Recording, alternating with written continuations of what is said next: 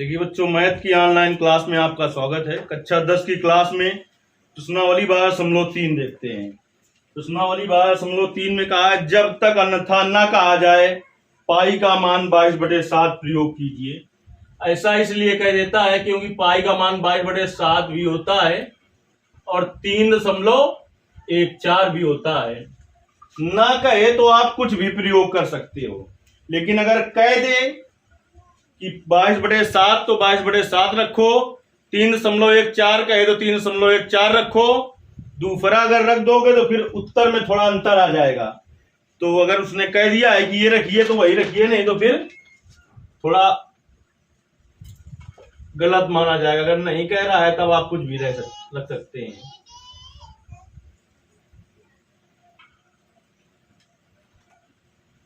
Late है किसी बात।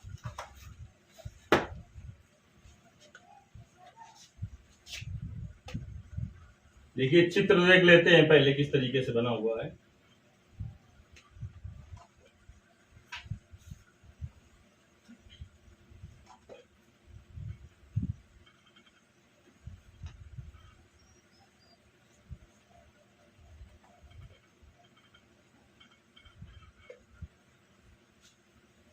कहता है आकृति में, देखिए यहां पर P है, यहां पर Q है और यहां पर R है और ये O है। तो कह रहा है आकृति 12.19 में, यह आकृति 12.19 है में छायांकित भाग का क्षेत्रफल ज्ञात कीजिए। छायांकित भाग, इसको उसने छायांकित किया है, इस भाग को, और इस भाग को छायांकित किया है। इस छायांकित भाग का क्षेत्रफल ज्ञात करना है तुम्हें। ये छायांकित भाग है और इधर छायांकित है, इधर छायांकित, इसका क्षेत्रफल ज्ञात करना है। कहा क्या उसने, PQ बराबर 24 सेंटीमीटर। इस PQ का मान 24 है, PR का मान 7 है। देखिए PQ बराबर है 24 सेंटीमीटर और PR बराबर है 7 सेंटीमीटर।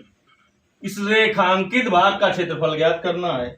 और उसने कहा था O वृत्त का केंद्र है। O क्या है? वृत्त का केंद्र। जब O वृत्त का केंद्र है तो इसका मतलब ये हुआ कि ये RQ वृत्त का व्यास है। RQ क्या है?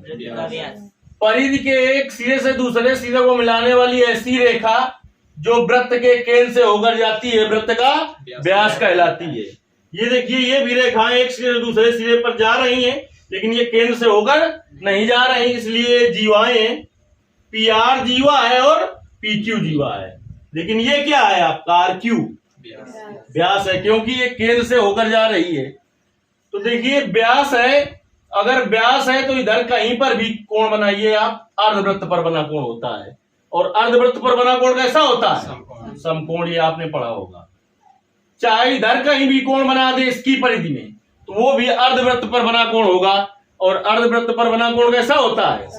जब ये समकोण बन गया तो इस समकोण त्रिभुज पर लगा देते हैं पाइथागोरस प्रमेय। 90 अंश के सामने की भुजा, 90 अंश के कोण के सामने की भुजा हाइपोटेनस यानी कि कर्ण होती है। तो 90 अंश के सामने कौन सी भुजा है? QR। 90 अंश के कोण के सामने कौन भुजा है? QR। तो QR क्या होगा? कर्ण होगा। तो समकोण त्रिभुज, ये कहेगा चिन्ह है समकोण, ये त्रिभुज का समकोण त्रिभुज RPQ में अगर त्रिभुज समकोण हो तो उस पर लगती है पाइथागोरस। तो पाइथागोरस प्रमेय से अभी हमें दिमाग लगाना है किसी तरीके, पहले RQ का मान ज्ञात करें। इसका मान ज्ञात करें, क्योंकि RQ है व्यास, और जब व्यास ज्ञात हो जाएगा तो हम इसकी त्रिज्या ज्ञात कर लेंगे। क्योंकि व्यास बराबर क्या होता है? 2 गुणते त्रिज्या। तो त्रिज्या बराबर क्या होता है? व्यास बटे 2। तो समकोण त्रिभुज में पाइथागोरस प्रमेय से क्या होता है? पाइथागोरस प्रमेय, कर्ण का स्क्वायर बराबर आधार का स्क्वायर प्लस लंब का स्क्वायर। तो देखिए कर्ण क्या है? RQ। तो RQ स्क्वायर बराबर आधार क्या है? RP स्क्वायर प्लस लंब क्या है? PQ। तो पी क्यू स्क्वायर हो जाएगा। तो आर क्यू स्क्वायर बराबर क्या होगा, आर पी का मान 7 का स्क्वायर प्लस पी क्यू का मान 24 का स्क्वायर। तो आर क्यू स्क्वायर बराबर 7 का स्क्वायर होता है 49 प्लस 24 का स्क्वायर होता है 576। तो आर क्यू स्क्वायर बराबर जोड़िए 9 और 6 15, 7 4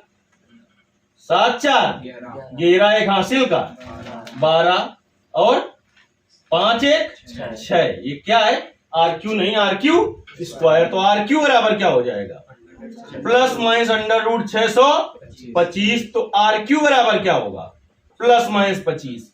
लेकिन आर क्यू क्या है, एक भुजा की लंबाई है और लंबाई का भी ऋणात्मक नहीं हो सकती, इसलिए ऋण चिन्ह नहीं लिया जाएगा। क्यों नहीं लेंगे ऋण चिन्ह, क्योंकि लंबाई का भी ऋणात्मक नहीं होती।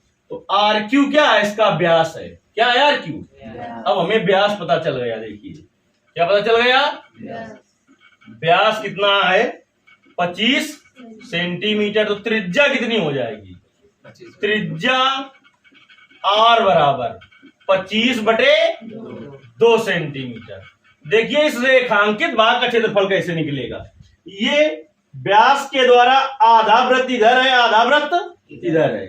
तो हम अर्धवृत्त का क्षेत्रफल ज्ञात कर लें। तो अर्धवृत्त का क्षेत्रफल क्या होगा, इधर का पूरा भाग अर्धवृत्त का क्षेत्रफल होगा। लेकिन हमें चाहिए कौन ना, त्रिभुज वाला ना चाहिए। तो अर्धवृत्त के क्षेत्रफल में हम त्रिभुज का क्षेत्रफल घटा दें। अर्धवृत्त के क्षेत्रफल में त्रिभुज का क्षेत्रफल घटा दें तो किस भाग का क्षेत्रफल बचेगा, छायांकित या रेखांकित भाग का। अर्धवृत्त द्वारा कितना घिरा है, ये पूरा यहां से यहां तक। लेकिन हमें कौन सा ना चाहिए, ये ना चाहिए, ये वाला। अगर इस इतने पूरे भाग से, इधर के पूरे भाग से ये वाला हटा दे जो त्रिभुज बना है, तो कौन सा भाग बचेगा, रेखांकित। तो हम पहले क्या ज्ञात करें, अर्धवृत्त का क्षेत्रफल ज्ञात कर लें, फिर त्रिभुज का क्षेत्रफल ज्ञात कर लें, फिर अर्धवृत्त के क्षेत्रफल में त्रिभुज का क्षेत्रफल घटा दें तो हमें कौन सा क्षेत्रफल निकल आएगा, रेखांकित भाग का क्षेत्रफल निकल आएगा। देखिए वृत्त का क्षेत्रफल होता है पाई आर स्क्वायर। अर्धवृत्त का मतलब आधा वृत्त, तो उसमें 2 का भाग दे दो किसमें, वृत्त के क्षेत्रफल में। यानी क्या होगा क्षेत्रफल अर्धवृत्त का, 1/2 पाई आर स्क्वायर। ऐसा क्यों होगा, क्योंकि वृत्त का क्या होता है, पाई आर स्क्वायर। वृत्त का क्षेत्रफल क्या होता है, पाई आर स्क्वायर। तो देखिए अर्धवृत्त का क्षेत्रफल क्या हो जाएगा, अर्धवृत्त का क्षेत्रफल, वृत्त का क्षेत्रफल क्या होता है, पाई आर स्क्वायर। अर्धवृत्त का 1/2 पाई आर स्क्वायर। तो 1/2 पाई का मान इसने कह दिया कितना प्रयोग करना है, 22/7। तो 22/7 आर का मान 25/2 आर स्क्वायर है, तो 25/2। तो देखिए इससे इसको काट दीजिए, 1.5 दूनी 22 और कटेगा कुछ है, कटेगा क्या, नहीं कटेगा। तो 11 गुणते 25 का गुणा 25 में करोगे कितना आएगा, 625/7 दूनी 14 28। तो पहले 11 का गुणा करिए, इसमें 11 पचे हासिल 5, फिर 11 दूनी 22 5। अब हासिल कितना हुआ 2, 11 6 का 66 66 2 68/28। अब 28 का भाग इसमें दे दिए तुरंत, 28 का भाग 2।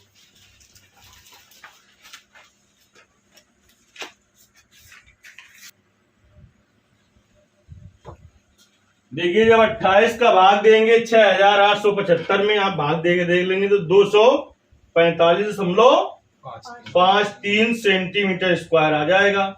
ये तो किसका क्षेत्रफल निकल आया, अर्धवृत्त का। अब और किसका ज्ञात करें, अब त्रिभुज का। त्रिभुज कैसा है, समकोण। समकोण त्रिभुज क्षेत्रफल होता है 1/2 आधार गुणते ऊंचाई। समकोण त्रिभुज क्षेत्रफल क्या होता है, 1/2 आधार गुणते ऊंचाई। तो समकोण त्रिभुज आर पी क्यू का क्षेत्रफल तो क्या हो जाएगा, 1/2 आधार और गुणते ऊंचाई। ये किस त्रिभुज के क्षेत्रफल का सूत्र है, समकोण त्रिभुज का। 1/2 आधार कितना है 7, ऊंचाई कितना है 24। तो 12 दूनी 24 और 12 सत्ते 84 सेंटीमीटर स्क्वायर हमें चाहिए किस भाग का क्षेत्रफल? रेखांकित। तो लिखेंगे रेखांकित भाग का क्षेत्रफल, रेखांकित भाग का क्षेत्रफल बराबर अर्धवृत्त का क्षेत्रफल, अर्धवृत्त का क्षेत्रफल माइनस समकोण त्रिभुज आरपी क्यू का क्षेत्रफल। अर्धवृत्त के क्षेत्रफल में जब इस त्रिभुज को कम कर देंगे तो किसका क्षेत्रफल बचेगा? रेखांकित भाग का। अर्धवृत्त का क्षेत्रफल है 245.53 माइनस का 84। अब देखिए 245.53 में 84 घटाएंगे तो कितना आ जाएगा? देखिए 3 5 फिर 1 14 में चले गए यार, कितना बचेगा? 6। यहां पर कितना बचा?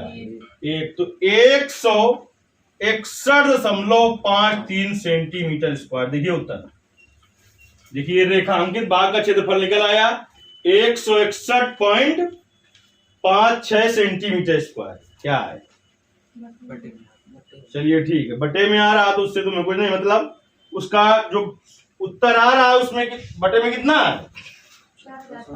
अरे बटे में कितना है? 28 से भाग दे दोगे तो यही आ जाएगा 161.53 सेंटीमीटर स्क्वायर। ये हो गया आपका 12.3 प्रश्नावली का पहला सवाल। अब आते हैं हम दूसरे सवाल पर। देखिए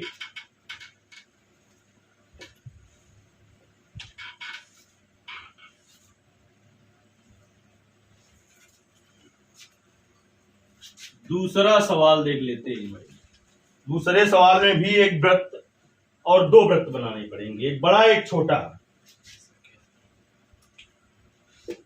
ऐसे वृत्तों को कहा जाता है सकेंद्रीय वृत्त।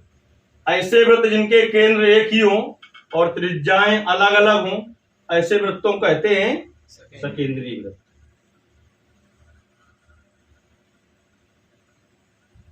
देखिए एक वृत्त ये हो गया और दूसरे वृत्त का केंद्र वही है लेकिन त्रिज्या वो नहीं है।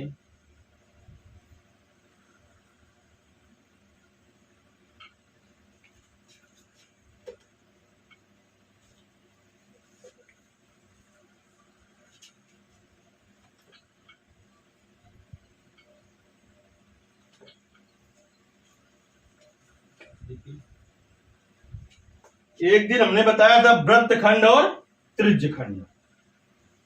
यहां पर ओ लिखा है चित्र में, यहां पर ए, यहां पर सी, यहां पर बी और यहां पर डी लिखा हुआ है। ये कितने अंश का कोण है? 40 अंश का कोण है।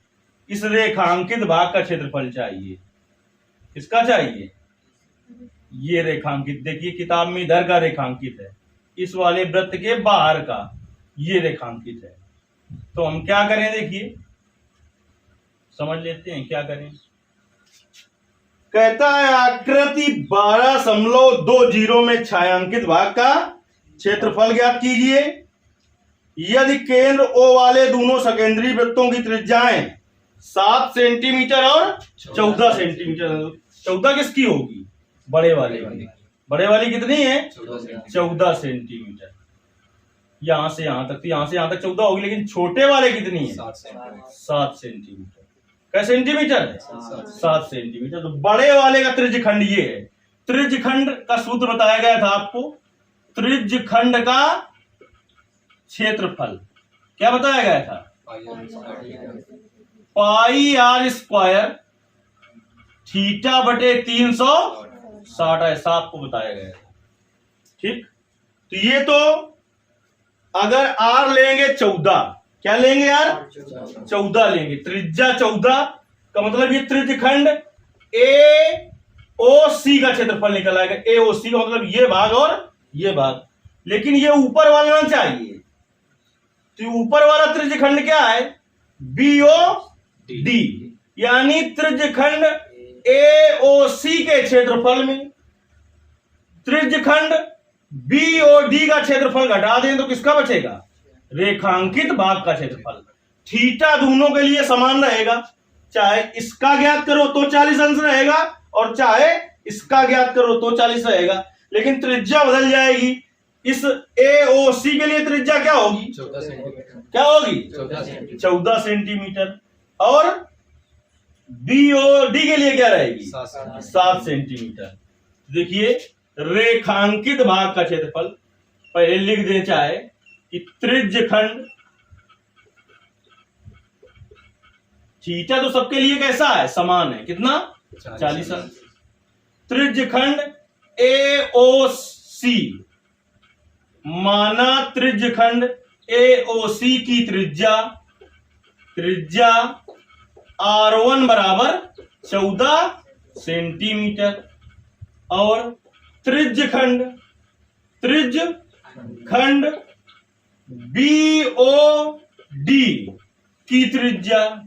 BOD की त्रिज्या R2 बराबर 7 सेंटीमीटर। इस BOD की त्रिज्या कितनी है? 7 सेंटीमीटर त्रिज्य खंड की। तो रेखांकित भाग का क्षेत्रफल बराबर त्रिज्य खंड AOC का क्षेत्रफल माइनस त्रिज्य खंड BOD का क्षेत्रफल। तो देखिए त्रिज्य खंड का क्षेत्रफल क्या बताया था? पाई R, तो R इसकी क्या मानी है? R1। तो पाई R1 स्क्वायर थीटा समान है दोनों में, थीटा बटे 360 माइनस, देखिए पहले इसका ज्ञात कर लेते फिर इसका ज्ञात करते घटाते तो कैलकुलेशन थोड़ा देर में होता, इसीलिए एकदम कर रहे हैं हम कि कुछ कॉमन हो जाएगा अभी। इसका क्या हो जाएगा क्षेत्रफल? पाई, इसकी त्रिज्या है R2, पाई R2 स्क्वायर थीटा बटे 360। तो कॉमन क्या हो जाएगा इसमें, ये बताओ। देखिए कॉमन क्या हो जाएगा? पाई थीटा बटे 360 कॉमन हो जाएगा। तो क्या आ जाएगा? R1 square minus R2 square. तो देखिए पाई का मान 22 बटे 7, थीटा का मान 40 बटे 300, R1 का मान 14, तो 14 का स्क्वायर माइनस R2 का मान 7, तो 7 का स्क्वायर। देखिए 22 बटे 7 गुणते इससे इसको काट दे तब तक 4 बटे 36 हो जाएगा। A square minus B square का सूत्र लगा दें इसमें। A square minus B square का सूत्र क्या होता है? एक पोस्ट में A प्लस B और दूसरे में A माइनस B।